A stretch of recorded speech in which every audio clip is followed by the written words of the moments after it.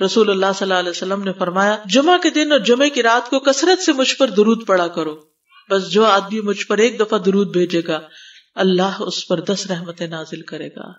اللہم صلی علی محمد۔ رسول اللہ صلی اللہ علیہ وسلم نے فرمایا تمہارے افضل دنوں میں سے جمعے کا دن ہے، اسی دن آدم علیہ السلام پیدا کیے گئے، اسی دن ان کی روح قبض کی گئی، اسی دن سور پھونکا جائے گا اور اس دن سب لوگ بے ہوش ہوں گے، اس لیے اس دن مجھ پر کثرت سے درود بھیجا کرو کیونکہ تمہارا درود مجھ پر پیش کیا جاتا ہے۔ کہتے ہیں لوگوں نے پوچھا یا رسول اللہ ہمارا درود آپ پر کس طرح پیش کیا جائے گا جبکہ آپ کا جسم بوسیدہ ہو چکا ہوگا؟ تو آپ نے فرمایا بے شک اللہ عز و جل نے انبیاء کے جسموں کو زمین پر حرام کر دیا ہے، یعنی فرشتوں کے ذریعے آپ تک درود پہنچایا جاتا ہے۔ انبیاء کے جسموں کو مٹی نہیں کھاتی، صحیح سلامت ہوتے ہیں ان کے جسم۔ سورۃ الکہف پڑھنا، نبی صلی اللہ علیہ وسلم نے فرمایا جو شخص جمعہ کے دن سورۃ الکہف پڑھتا ہے تو اس کے لیے دوسرے جمعے تک نور روشن رہتا ہے۔ غسل کرنا، ہر بالغ پر جمعہ کے لیے جانا ضروری ہے اور ہر وہ شخص جس پر جمعہ کے لیے جانا ضروری ہے اس پر غسل ہے، یعنی اس کو لازمی غسل کرنا چاہیے، اللہ یہ کہ کوئی مجبوری ہو۔ تو آپ اپنا اسکیجول اس طرح بنائیں نا کہ جیسے اگر آپ ہر روز نہاتے ہیں پھر تو کوئی مسئلہ نہیں، لیکن اگر آپ ایک دن چھوڑ کے ایک دن نہاتے ہیں تو آپ پھر اس طرح اسکیجول کریں کہ جیسے آپ منڈے کو نہائے، پھر وینسڈے کو نہائے، پھر جمعے کو نہائے، پھر آپ سیٹرڈے سنڈے اگر نہیں بھی نہاتے پھر منڈے، تو اس طرح آپ جمعے کو مس نہیں کریں گے۔ یہ نہیں کہ جمعرات کو نہا کے جمعہ کو چھوڑ دیا یا جمعہ چھوڑ کے ہفتے کو نہائے، ایسا نہیں کرنا چاہیے۔ علماء نے غسل کے حکم کے بارے میں اختلاف کیا، بعض تو کہتے ہیں یہ واجب ہے، یعنی فرض کے درجے میں ہے، اور جمہور علماء یہ کہتے ہیں کہ مستحب ہے، پسندیدہ ہے، افضل عمل ہے۔ حدیث میں آتا ہے جس نے جمعے کے دن وضو کیا اس نے اچھا کیا اور جس نے غسل کیا تو یہ افضل ہے۔ صفائی میں مبالغہ ہوتی نا، ویکلی صفائی آپ کو کرنی ہوتی ہے، یعنی جیسے ناخن وغیرہ کاٹتے ہیں یا پھر اپنے زائد بال وغیرہ اتارتے ہیں، تو یہ سب چیزیں اگر جمعے کے دن ہو تو زیادہ بہتر ہے۔ نبی صلی اللہ علیہ وسلم نے فرمایا جو شخص جمعے کے دن اچھی طرح غسل کرے، اچھی طرح سنوار کر وضو کرے، اپنے بہترین لباس میں سے پہنے، یعنی جمعے کے دن باقی دنوں کی نسبت اچھا لباس پہنے، اللہ نے اس کی قسمت میں گھر والوں کی جو خوشبو لکھی ہو وہ لگا لے، یعنی گھر میں جو بھی خوشبو ہے، پھر جمعہ پڑھنے آئے تو لغو کام نہ کرے، 2 آدمیوں کے درمیان جدائی نہ کرے، یعنی 2 لوگ بیٹھے ان کے بیچ میں گھس کے بیٹھ جائے۔ اس جمعے اور دوسرے جمعے کے درمیان کے پورے ہفتے کے گناہ معاف کر دیے جاتے ہیں۔ پھر مسواک کرنا، جمعے کی سنتیں بتاتے ہوئے آپ نے فرمایا اور تم پر مسواک کرنا لازم ہے۔ اچھا لباس پہننا، نبی صلی اللہ علیہ وسلم نے فرمایا اگر ممکن ہو تو جمعہ کے لیے اپنے کام کاج کے کپڑوں کے علاوہ 2 کپڑے اور بنا رکھنے میں کیا حرج ہے، اسپیشل ڈریس رکھے جو جمعے کو ہی پہن لے۔ خوشبو لگانا، یعنی خوشبو لگائے، حدیث میں آتا ہے چاہے وہ عورت کی خوشبو سے ہو، یعنی آپ کی اپنی نہیں، بیوی کی خوشبو پڑی ہو وہی لگا لو، لیکن لگاؤ۔ تیل لگانا، جو شخص جمعہ کے دن غسل کرے اور جس قدر ممکن ہو پاکیزگی حاصل کرے اور اپنے تیل میں سے تیل لگائے یا اپنے گھر کی خوشبو میں سے خوشبو لگائے، پھر نکلے کہ 2 آدمیوں کے درمیان تفریق نہ کرے، جتنی مقدرہ نماز پڑھ لے اور جب امام بات کرے تو خاموش رہے، اس جمعے سے لے کر دوسرے جمعے تک اس کے گناہ بخش دیے جاتے ہیں۔ جمعہ کا وقت، سورج ڈھلتے ہی جمعہ پڑھنا، سورج ڈھلتے ہی جمعہ پڑھنا، اول وقت جمعہ پڑھنا، بہت لیٹ نہیں کرنا چاہیے۔ ایاس بن سلمہ بن عقبہ اپنے والد سے روایت کرتے ہیں، انہوں نے کہا کہ ہم رسول اللہ صلی اللہ علیہ وسلم کے ساتھ جمعے کی نماز پڑھ کر واپس لوٹتے تھے تو دیواروں کا سایہ اتنا نہیں ہوتا تھا کہ ان سے اپنے آپ کو سایہ مہیا کیا جا سکے، یعنی ابھی سورج بہت تھوڑا ڈھلا ہوتا تھا۔ ہاں، گرمی کی شدت میں تاخیر کی اجازت ہے۔ مسجد میں داخلہ، مسجد کی طرف جلدی نکلنا، تحیت المسجد ادا کرنا۔ عمر بن دینار کہتے ہیں انہوں نے جابر رضی اللہ عنہ کو کہتے ہوئے سنا کہ ایک شخص جمعہ کے دن مسجد میں داخل ہوا اس حال میں کہ نبی صلی اللہ علیہ وسلم خطبہ دے رہے تھے، تو آپ نے فرمایا کیا تم نے نماز پڑھی؟ اس نے کہا نہیں، تو آپ نے فرمایا کھڑے ہو 2 رکعتیں پڑھو۔ اب یہ بڑا اہم مسئلہ ہے، مسجد میں داخل ہو چاہے خطبہ ہو رہا ہو 2 رکعت پڑھے بغیر نہ بیٹھو، ٹھیک ہے؟ اور یہ کیا ہے؟ دراصل تحیت المسجد، یہ جمعے کی سنتیں نہیں ہیں، یہ کیا ہے؟ تحیت المسجد ہے، اور مختصر پڑھی جائیں، یعنی امام جب خطبہ دے رہا ہو تو چاہیے کہ 2 رکعتیں پڑھے اور دونوں میں اختصار کرے۔ نماز سے قبل حلقہ بنانے کی ممانعت، مثلا آپ جلدی چلے گئے تو یہ نہیں کہ ایک گروپ بنا کے آپس میں گپ شپ شروع کر دیں، نہیں، سیدھے ہی لائنوں میں بیٹھیے۔ انتظار کا وقت کیسے گزاریں گے؟ نفل پڑھ کے بیٹھ گئے، ذکر اذکار کریں، قبلے کی طرف رخ کر کے لائنوں میں بیٹھیں، حلقہ نہیں بنائیں، بیٹھ کے خرید و فروخت نہیں کریں، تاخیر سے آنے پہ گردنیں پھلانگ کے نہ آگے جائیں۔ رسول اللہ صلی اللہ علیہ وسلم نے فرمایا ٹیک لگا کے مت کھاؤ، یہ عام ایک ادب بتایا، یعنی اس طرح ٹیک لگا کے نہیں کھاؤ، کھانے کے وقت سیدھے ہو جاؤ۔ چھنے ہوئے آٹے کی روٹی نہ کھاؤ، میدا۔ مسجد میں کوئی جگہ مقرر نہ کرو کہ یہ میری جگہ ہے، آپ کیوں آج یہاں کھڑی ہو گئی، کہ تم اسی میں ہی نماز پڑھو۔ کچھ لوگ ہوتے ہیں نا آ کے مخصوص جگہ ہی پڑھتے ہیں، اگر کوئی اور وہاں ہو جائے ڈسٹرب ہو جاتے ہیں۔ اور جمعہ کے دن لوگوں کی گردنیں نہ پھلانگو، ورنہ اللہ تمہیں قیامت کے دن لوگوں کے لیے پل بنا دے گا۔ کیونکہ بہت اذیت کی بات ہے نا، آپ بیٹھے ہیں لوگ باقاعدہ بعض اوقات کندھوں پہ ہاتھ رکھ کے اس کو تنگ کر اس کو تنگ کر، تو یہ نہیں کرنا چاہیے۔ اگر آپ کو اٹھنا بھی پڑ گیا بیچ میں تو واپسی پہ پیچھے کھڑے ہو جائیے، اگلی لائن مل جائے گی۔ جی یہ تو بہت ضروری بات آپ نے کی کہ جب لوگ مسجد آئے تو پہلی صف میں بیٹھے، یہ نہیں پہلی چھوڑ کے آخری میں بیٹھ جائیں اور پھر لوگ ان کی گردنیں پلانگتے رہیں، دوسروں کے لیے فتنہ بننا۔ جابر بن عبداللہ رضی اللہ عنہ سے روایت ہے کہ جمعے کے دن رسول اللہ صلی اللہ علیہ وسلم خطبہ ارشاد فرما رہے تھے کہ ایک آدمی مسجد میں داخل ہوا، وہ قریب آ کر بیٹھنے کے لیے لوگوں کے اوپر سے گزرنے لگا۔ رسول اللہ صلی اللہ علیہ وسلم نے فرمایا بیٹھ جاؤ، تحقیق تم نے لوگوں کو تکلیف پہنچائی اور دیر سے آئے۔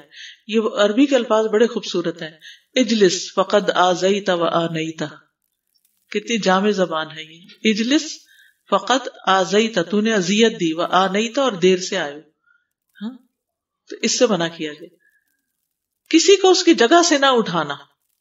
جابر رضی اللہ عنہ نبی صلی اللہ علیہ وسلم سے روایت کرتے ہیں، آپ نے فرمایا تم میں سے کوئی شخص جمعہ کے دن اپنے بھائی کو کھڑا نہ کرے کہ پھر دوسری طرف سے آ کر اس کی جگہ پہ خود بیٹھ جائے، بلکہ جو آئے وہ کہے جگہ کشادہ کرو، ہمارے لیے بھی جگہ بناؤ، یہ کہے۔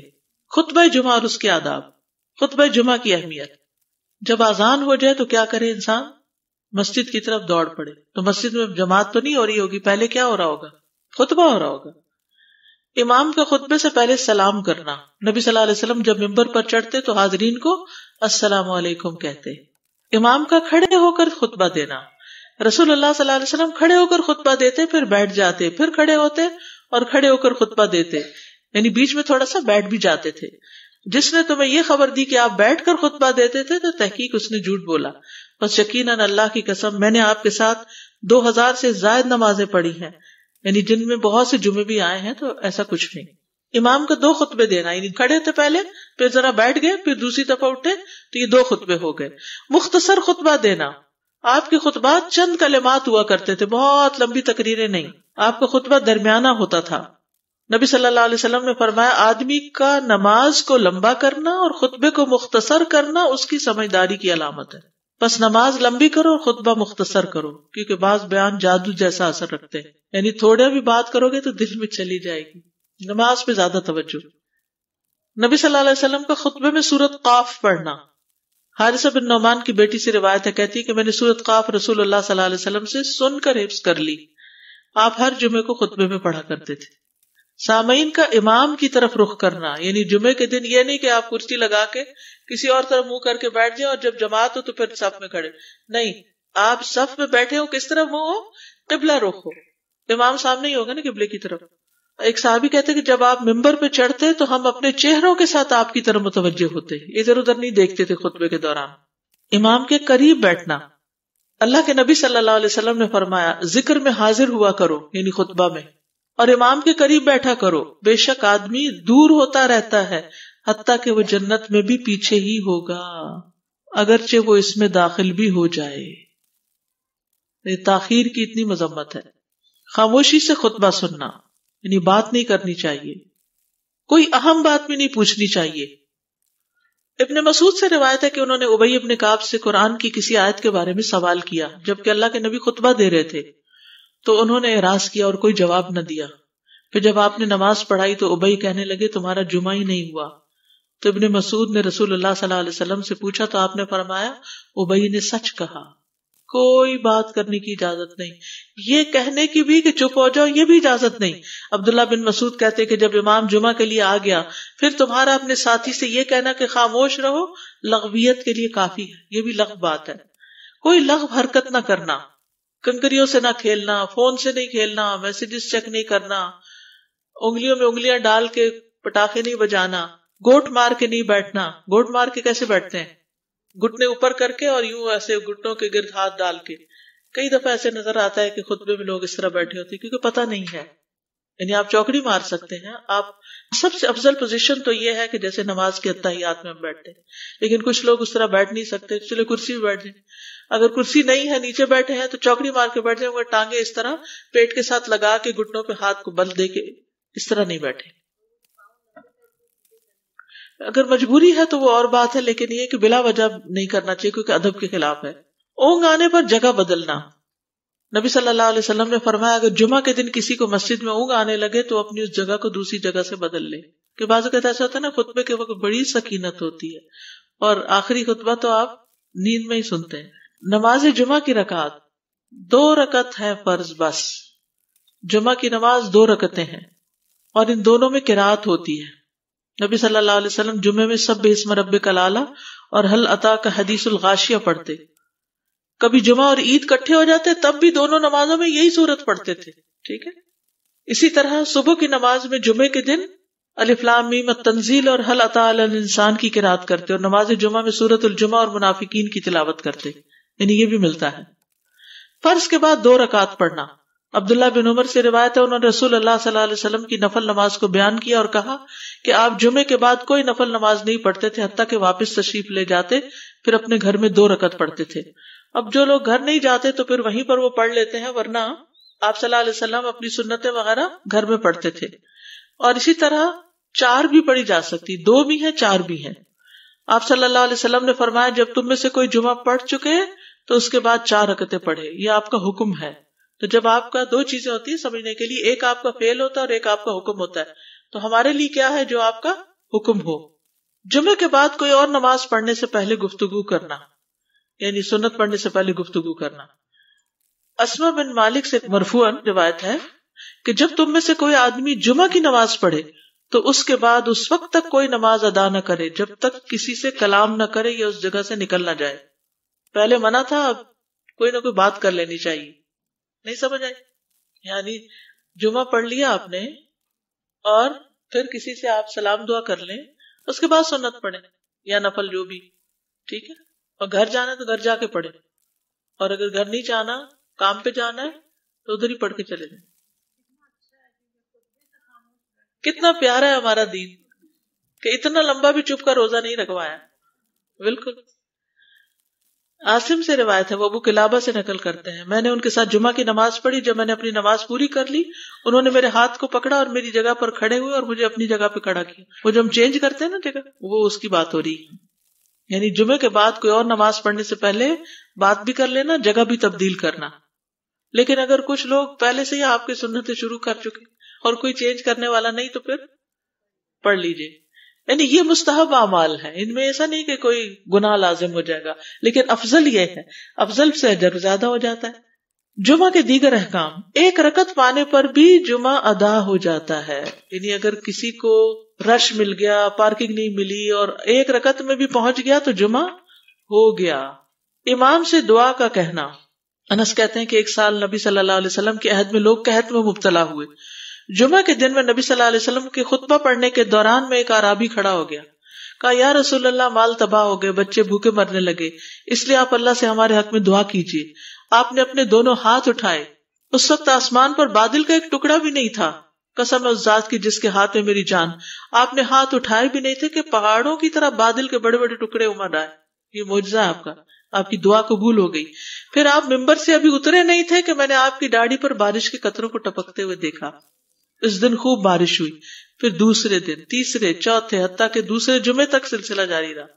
دوسرے جمعے وہی عربی یا کوئی اور کھڑا ہو گیا اور کہا یا رسول اللہ، چھتیں گر گئی، مال ڈوب گیا، اس لیے آپ ہمارے لیے اللہ سے دعا کیجیے. چنانچہ آپ نے اپنے دونوں ہاتھ اٹھائے اور فرمایا اے میرے اللہ، ہمارے ارد گرد برسا، ہم پر نہ برسا. اور بدلی کے جس طرف اشارہ کرتے وہ بدلی ہٹتی جاتی اور مدینہ ایک حوض کی طرح ہو گیا. وادی کنات 1 مہینے تک بہتا رہا. جو شخص بھی کسی علاقے سے آتا تو اس پر بارش کا حال بیان کرتا. جیسے ہوتا ہے نا کوئی فلڈ آ جائے یا کچھ ہریکین تو پھر ہر کوئی موضوع گفتگو ہو جاتا ہے. جمعہ کے بعد قیلولہ کرنا. انس کہتے ہیں کہ ہم لوگ جمعہ کے دن سویرے نکلتے اور جمعہ کی نماز کے بعد قیلولہ کرتے تھے. جمعہ کے بعد کھانا کھانا.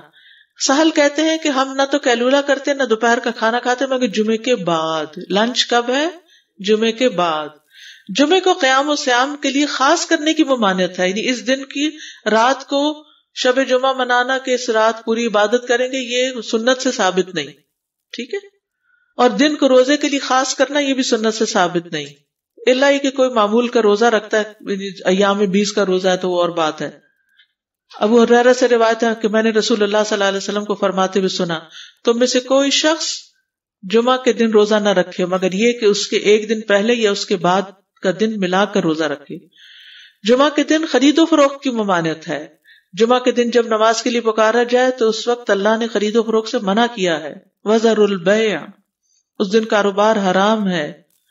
اور یہ جمعے کی دوسری اذان کے ساتھ تعلق رکھتا ہے، یعنی صبح صبح کام کر سکتے ہیں لیکن اذان ہوتے ہی چھوڑ دیں، اور جب پھر جمعہ سے فارغ ہو جائے تو دوبارہ دکان پہ جا کے بیٹھ جائیں. جابر بن عبداللہ کہتے ہیں کہ نبی صلی اللہ علیہ وسلم جمعہ کے دن خطبہ ارشاد فرما رہے تھے کہ مدینہ میں ایک تجارتی قافلہ آیا. رسول اللہ صلی اللہ علیہ وسلم کے صحابہ اس کی طرف لپک پڑے اور آپ کے پاس مسجد میں صرف 12 آدمی بچے. تو رسول اللہ صلی اللہ علیہ وسلم نے یہ صورت دیکھ کر فرمایا، اس ذات کی قسم جس کے ہاتھ میں میری جان ہے، اگر تم سارے کے سارے چلے جاتے اور کوئی بھی باقی نہ بچتا تو اس وادی میں آگ بہ پڑتی. یعنی اتنا بڑا جرم ہے یہ. پھر یہ آیت نازل ہوئی، وَإِذَا رَأَوْا تِجَارَةً أَوْ لَهْوًا انفضوا إِلَيْهَا وَتَرَكُوكَ قَائِمًا، جب وہ کوئی سودا بکتا دیکھیں یا کوئی تماشا نظر آ جائے تو اس کی طرف دوڑ جاتے ہیں اور آپ کو کھڑا ہی چھوڑ دیتے ہیں. راوی کہتے ہیں جو 12 آدمی رسول اللہ صلی اللہ علیہ وسلم کے ساتھ رہے ان میں ابو بکر اور عمر رضی اللہ عنہ بھی شامل تھے. جمعے کے دن قبولیت کی گھڑی ہوتی ہے، اس وقت اللہ سے بھلائی مانگنی چاہیے. رسول اللہ صلی اللہ علیہ وسلم نے فرمایا، جمعے کے دن میں ایک گھڑی ایسی ہے کہ کوئی مسلمان اللہ سے کسی خیر کا سوال کرتے ہوئے اس کی موافقت نہیں کرتا مگر اللہ اسے وہی خیر عطا کر دیتا ہے. فرمایا یہ ایک چھوٹی سی گھڑی تھوڑی دیر کے لیے ہوتی ہے اور یہ ہر جمعے کو ہوتی ہے. ٹھیک ہے. اور خصوصاً نماز میں بھی اگر کوئی دعا کر رہا ہوتا ہے نا انسان تو وہ بھی قبول ہو جاتی ہے. نماز میں دعا کہاں ہوتی ہے؟ شروع میں ہوتی ہے، رکوع میں ہوتی ہے، سجدے میں ہوتی ہے، تشہد میں ہوتی ہیں. تو اگر یعنی جمعہ پڑھ رہے ہیں اور بیچ میں دعائیں آ گئی ہیں تو ہو سکتا وہی گھڑی آ گئی ہو اور آپ کی دعا قبول ہو جائے. اور یہ تورات میں بھی اس کا ذکر تھا. ابو ہریرہ رضی اللہ عنہ کہتے ہیں کہ رسول اللہ صلی اللہ علیہ وسلم نے فرمایا، بہترین دن جس میں سورج طلوع ہوتا ہے جمعہ کا دن ہے. اس دن میں ایک گھڑی ایسی ہے کہ نماز کی حالت میں اگر کوئی مسلمان بندہ اللہ عز و جل سے کچھ طلب کرے تو وہ اس کو ضرور دیتا ہے. کعب نے کہا ایسا سال میں ایک مرتبہ ہوتا ہے؟ تو میں نے کہا نہیں بلکہ ہر جمعہ کو ہوتا ہے. کہتے ہیں پھر کعب نے تورات پڑھی تو کہا نبی صلی اللہ علیہ وسلم نے سچ فرمایا. ابو ہریرہ رضی اللہ عنہ کہتے ہیں کہ میں بعد میں عبداللہ بن سلام سے ملا اور ان سے اپنی اور کعب کی مجلس کا بتایا تو عبداللہ بن سلام رضی اللہ عنہ نے کہا میں جانتا ہوں وہ گھڑی کب آتی ہے. ابو ہریرہ نے کہا مجھے بھی بتائیے. انہوں نے کہا وہ جمعہ کے دن میں آخری گھڑی ہے. میں نے کہا یہ جمعے کے دن کی آخری گھڑی کیسے ہو سکتی ہے، حالانکہ رسول اللہ صلی اللہ علیہ وسلم نے فرمایا جو مسلمان بندہ اس کو نماز پڑھتے ہوئے پائے. اس وقت میں کوئی نماز نہیں پڑھی جاتی. تو عبداللہ بن سلام نے کہا کیا رسول اللہ صلی اللہ علیہ وسلم نے یہ نہیں فرمایا جو شخص نماز کے انتظار میں بیٹھا رہے وہ گویا نماز ہی کی حالت میں ہے حتیٰ کہ نماز پڑھ لے. کہتے ہیں میں نے کہا ہاں. تو انہوں نے کہا بس یہی ہے، یعنی اس وقت کیا کرنا چاہیے، آخری گھڑی میں وضو وغیرہ کر کے مغرب کی نماز کے انتظار میں بیٹھ کے دعائیں کریں، اذان ہو تو نماز پڑھ لیں. عصر کے بعد سے مغرب تک کا وقت ہے. انس بن مالک سے روایت ہے کہ نبی صلی اللہ علیہ وسلم نے فرمایا جمعہ کے دن اس گھڑی کو جس میں دعا کی قبولیت کی امید کی جاتی ہے عصر سے لے کر سورج ڈوبنے تک کے درمیان تلاش کرو اور دن کی آخری گھڑی ہے.